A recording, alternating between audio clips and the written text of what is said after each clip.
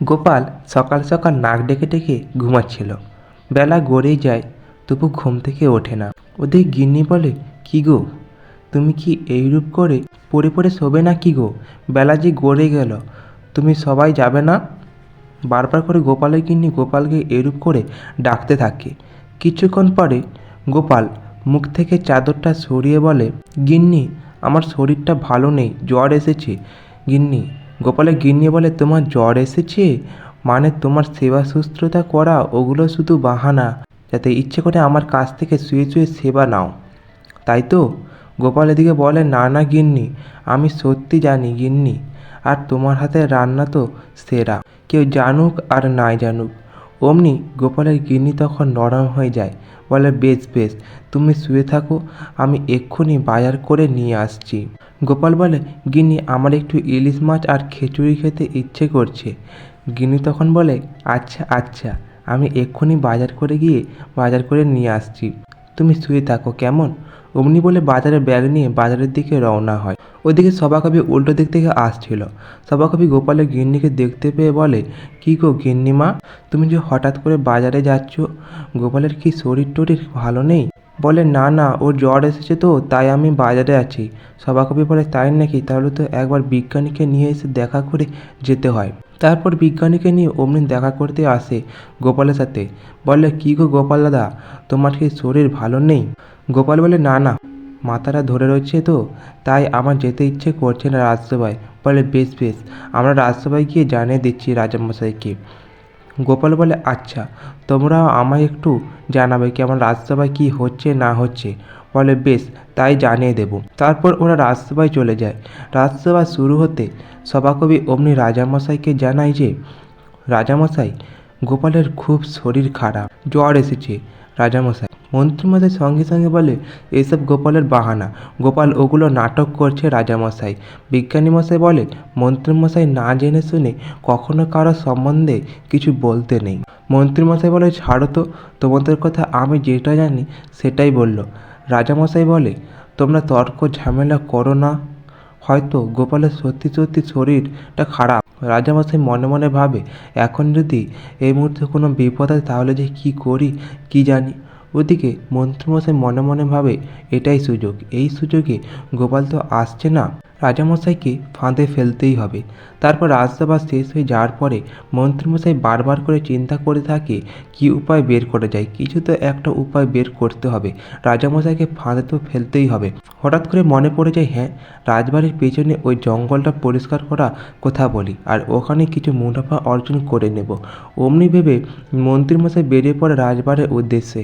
আবার পথের মধ্যে সভাকবি দেখতে পেয়ে বলে, এ কি, হঠাৎ করে মন্ত্রীমশাই রাজবাড়ির দিকে যাচ্ছেন, কি ব্যাপার? অমনি বলে, কি মন্ত্রীমশাই, আপনি কোথায় যাচ্ছেন? মন্ত্রীমশাই বলে, আমি রাজবাড়ির দিকে যাচ্ছি, তোমার কোনো সমস্যা রয়েছে? বলে, না না, হঠাৎ করে এখন আপনি রাজবাড়ি যাচ্ছেন, তাই বলে ওটা তোমায় জানতে হবে? অমনি বলে মন্ত্রীমশাই এগিয়ে চলে যায়। সভাকবি বলে, না, এই সময় গোপালকে যে জানায় যে হঠাৎ করে মন্ত্রীমশাই রাজবাড়ি থেকে যাচ্ছে কেন। গোপালকে গিয়ে খবর দেয়। গোপাল বলে, আচ্ছা সভাকবি, তুমি একটু খবর নেওয়ার চেষ্টা করো, কারণটা কি হতে পারে, কেনই বা মন্ত্রীমশাই ওখানে রাজবাড়ির দিকে যেতে পারে। সভাকবি বলে, বেশ বেশ গোপাল দাদা, আমি একটু চেষ্টা করছি খবরটা নেওয়ার জন্য। ওদিকে রাজামশাই রানিমা বাগানে বসে গল্প করছিলেন। রানিমা রাগ করে বসে আছেন। রানী, তোমার কি হয়েছে? রানী রাগ করে বসে রয়েছ যে? রানিমা বলে, আমার মনটা খুব খারাপ রাজামশাই। রাজামশাই বলে, রানী কেন, কি হলো তোমার আবার? বলে, রাজামশাই, আমি রাত্রেবেলায় স্বপ্ন দেখেছি, তুমি আমাকে মণির মুক্তো দেওয়া একটা সুন্দর হার এনে আমায় দিচ্ছ আর গলায় পরে দিচ্ছ, কিন্তু সকাল হতেই দেখি ওটা আমার কাছে নেই। রাজামশাই বলে, ওটা তো স্বপ্ন ছিল রানী। রানীমা বলে, না রাজামশাই, ওই স্বপ্নটা আমি সত্যি করতে চাইছি, তুমি আমায় এনে দাও। রাজামশাই রাজামশাই বলে, রানী বলে, হ্যাঁ রাজামশাই, আমার ওই হারটা চাই রাজামশাই। রাজামশাই বলে, বেশ রানী, আমি দেখছি কি করা যায়। তারপর রাজামশাই রাজবাড়ির কক্ষের সামনে ঘোরাফেরা করছিল। এমন সময় মন্ত্রীমশাই আসে। মন্ত্রীমশাই আসতেই রাজামশাই বলে, মন্ত্রীমশাই বেশ করেছো এসেছো, আমার খুব প্রয়োজন ছিল তোমাকে। মন্ত্রীমশাই বলে, আমারও কাজ ছিল রাজামশাই, আমি ভাবছিলাম যে রাজবাড়ির পেছনে ওই জঙ্গল নোংরা হয়েছে, ওটা পরিষ্কার করতে লাগবে, তাই আপনাকে জানাতে এসেছেন। বলে, বেশ বেশ, ওগুলো না হলে হবে, কিন্তু এখন তোমার রানী মায়ের জন্য একটা মণিমুক্ত দেওয়া হার বানাতে হবে, তুমি আমার সাথে চলো। মন্ত্রীমশাই মনে মনে ভাবে, মণিমুক্ত দেওয়া হার বানাবে রানীমার জন্য? বাবা, দেখা যাক এখান থেকেও যদি কিছু মুনাফা অর্জন করা যেতে পারে। এরপর তো রাজামশাইয়ের সাথে গিয়ে দেখি কিছু তো একটা তো ধান্দা করতেই হবে।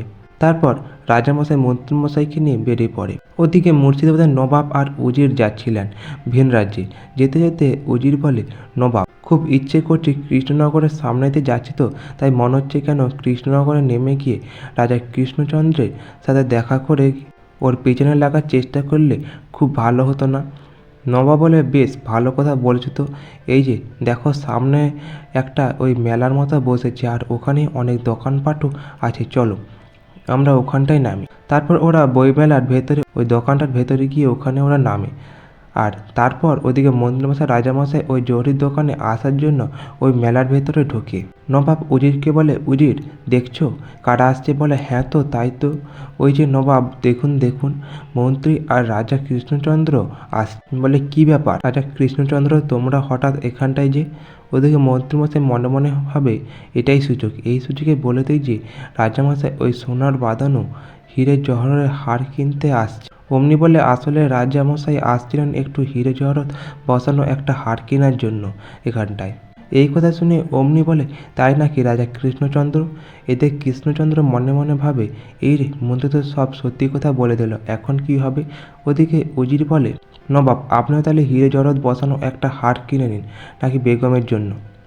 নবাব বলে, বেশ চলো, আমরা সকলে মিলে যাই ওই জহরির দোকান। তারপর জহরির দোকানে গিয়ে অমনি জহরিকে বলে, জহরি, একটা সুন্দর সোনার হার বের করে বলে, দেখুন তো আপনাদের এটা পছন্দ হয়েছে কি না? রাজা কৃষ্ণচন্দ্র বলে, হ্যাঁ, এইটাই আমার খুব পছন্দ হয়েছে, রানী এটা দেখলে খুব খুশি হবে।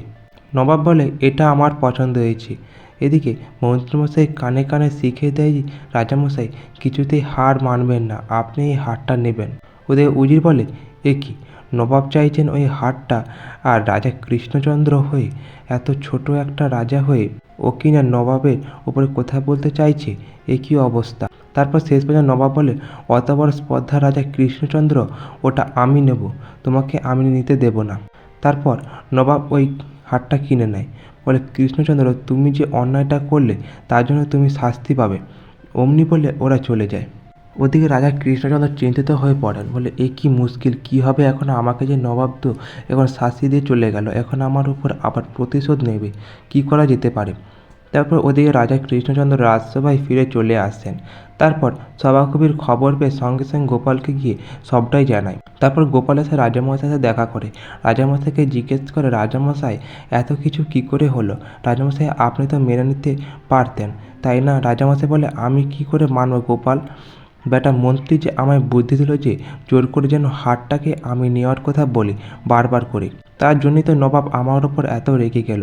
গোপাল গোপাল তখন বলে, রাজামশাই নিশ্চিত পেছনে মন্ত্রীমশাইয়ের কিছু মতলব আছে, এটা আমায় একবার দেখতে হবে। তারপর গোপাল গিয়ে মন্ত্রীমশাইয়ের বাড়ির বাইরে জানালা আড়ালে দাঁড়িয়ে দাঁড়িয়ে কথাগুলো সব শুনতে থাকে। মন্ত্রীমশাই গিন্নিকে বলে, গিন্নি তাড়াতাড়ি করে খেতে দাও, মুর্শিদাবাদে যেতে হবে।